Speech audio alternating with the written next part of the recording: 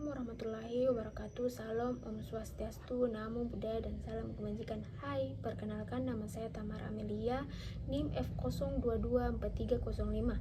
Baik, saya akan menjelaskan bab 2 dan bab 3, yaitu bab 2 hubungan internasional akademis dan bab 3 realisme. Dari bab 2, pemikiran hubungan internasional telah berkembang dalam tahapan-tahapan yang ditandai oleh perdebatan khusus antara kelompok-kelompok pakar. Perdebatan besar pertama adalah antara utopian liberalisme dan realisme. Perdebatan kedua adalah pada metode antara pendekatan tradisional dan behavioralisme. Perdebatan ketiga adalah antara neorealisme dan neoliberalisme dan neo-marxisme. Dan perdebatan keempat yang sedang muncul adalah antara tradisi yang mapan dan alternatif post-positif. Perdebatan besar pertama dimenangkan oleh kaum realis. Selama Perang Dingin, realisme menjadi cara berpikir yang dominan tentang hubungan internasional, bukan hanya di antara para pakar, tetapi juga di antara para politisi, diplomat, dan juga disebut orang biasa. Ringkasan realisme Morgenthau pada 1960 menjadi pengantar standar hubungan internasional pada 1950-an dan 1960-an. Perdebatan besar kedua adalah tentang metode. Pesertanya adalah kaum tradisional dan behavioralis. Kaum tradisionalis mencoba memahami dunia sosial yang rumit dari masalah-masalah manusia dan nilai-nilai mendasarnya seperti ketertiban, kebebasan, dan keadilan. Pendekatan berikutnya, behavioralisme tidak memberikan ruang bagi moralitas atau etika dalam teori internasional.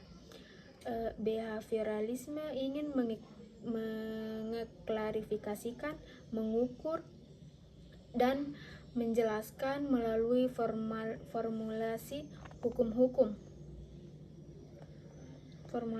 hukum-hukum seperti yang diinformasikan dalam ilmu keras seperti kimia, fisika, dan lain-lain. Kaum behavioralist tampaknya menang untuk sementara waktu, tetapi pada akhirnya tak satu pihak pun yang memenangkan perdebatan tersebut. Dewasa ini kedua metode tersebut digunakan dalam disiplin hubungan internasional. Ada kebangkitan pendekatan normatif tradisional pada hubungan internasional setelah berakhirnya Perang Dingin. 1960-an dan 1970-an, neoliberalisme menentang realisme dengan berargumen bahwa interdependensi, integrasi, dan demokrasi sedang mengubah hubungan internasional. Neorealisme menjawab bahwa anarki dan perimbangan kekuatan masih tetap sebagai inti hubungan internasional. Teoritisi masyarakat internasional berpendapat bahwa hubungan internasional mencakup baik elemen-elemen konflik kaum realis maupun elemen-elemen kerjasama dengan kaum liberal, dan bahwa elemen-elemen tersebut tidak dicampurkan ke dalam suatu sintesis teoritis tunggal, seperti juga menekankan hak asasi manusia dan bentuk-bentuk kosmopolitan politik dunia lainnya, dan mereka mempertahankan pendekatan tradisional pada hubungan internasional. Perdebatan ketiga dicirikan oleh serangan kaum neo-Marxis terhadap posisi realisme, neorealisme, dan liberalisme atau neoliberalisme yang mapan.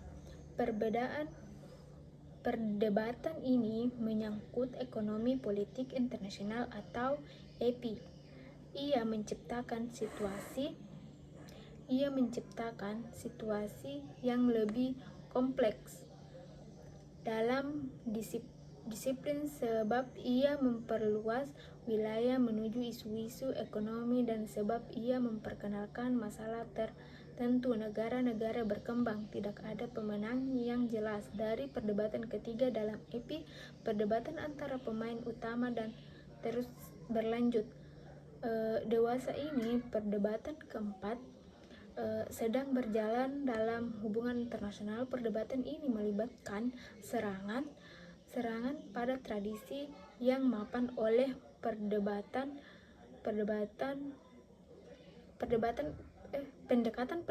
alternatif, kadang-kadang dikenal sebagai alternatif post-positif. Perdebatan ini itu mengangkat baik isu-isu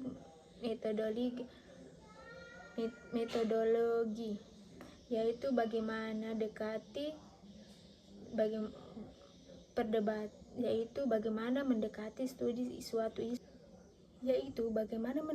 studi suatu isu maupun isu pokoknya, yaitu isu mana yang sebenarnya seharusnya dipertimbangkan sebagai yang paling penting. Pendekatan ini juga menolak pernyataan ilmiah, neorealisme dan neoliberalisme. Dari bab 3, kaum realisme biasanya memiliki pandangan yang pesimis tentang sifat manusia. Kaum realis skeptis bahwa akan ada kemajuan dalam politik internasional, sama seperti kemajuan dalam kehidupan politik domestik. Mereka bergerak dengan asumsi dasar bahwa politik dunia terdiri dari anarki tradisional, negara-negara berdaulat. Kaum realis melihat hubungan internasional pada dasarnya bersifat konfliktual, dan mereka melihat konflik internasional pada akhirnya diselesaikan dengan perang. Kaum realis yakin bahwa tujuan kekuasaan, alat-alat kekuasaan, dan penggunaan kekuasaan merupakan fokus utama aktivitas politik internasional. Dengan demikian digambarkan sebagai politik kekuatan, power politik. Pelaksanaan kebijakan luar negeri bersifat instrumental yang didasarkan pada kalkulasi cerdas dari satu kekuatan dan kepentingan terhadap kekuatan dan kepentingan musuh-musuh di pesaing-pesaing. Kaum realis memiliki penilaian yang tinggi pada nilai-nilai keamanan nasional, kelangsungan hidup negara, dan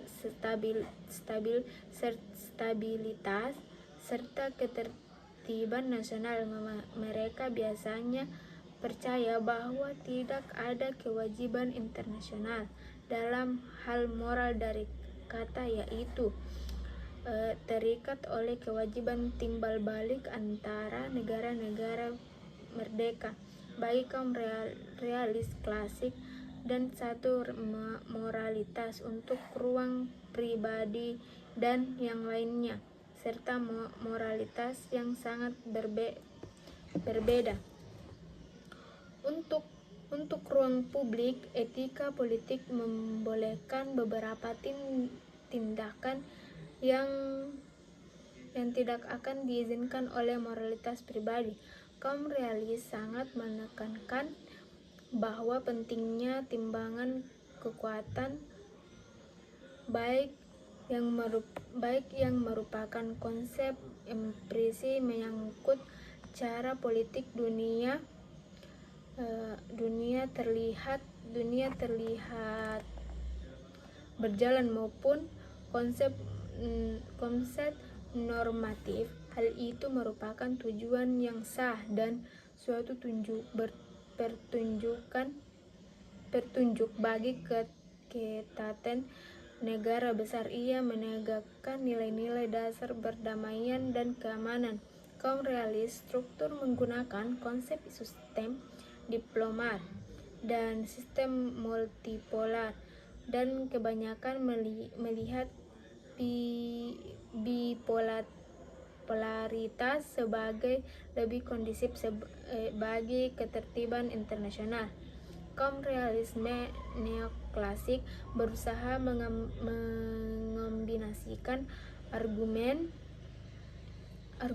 kaum realis Walt dengan kaum realis klasik Morgenthau dan Singer.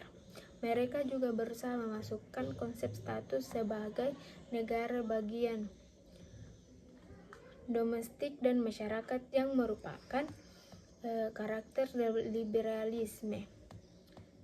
Sebagai teoritis hubungan internasional menggunakan perbedaan antara perimbangan kekuatan keras dan perimbangan kekuatan lunak. Perimbangan kekuatan keras adalah konsep perimbangan kekuatan militer kaum realis klasik antar negara-negara besar. Di lain pihak, perimbangan kekuatan lunak adalah konsepsi yang lebih baru dari perimbangan kekuatan banyak segi dan lebih beragam.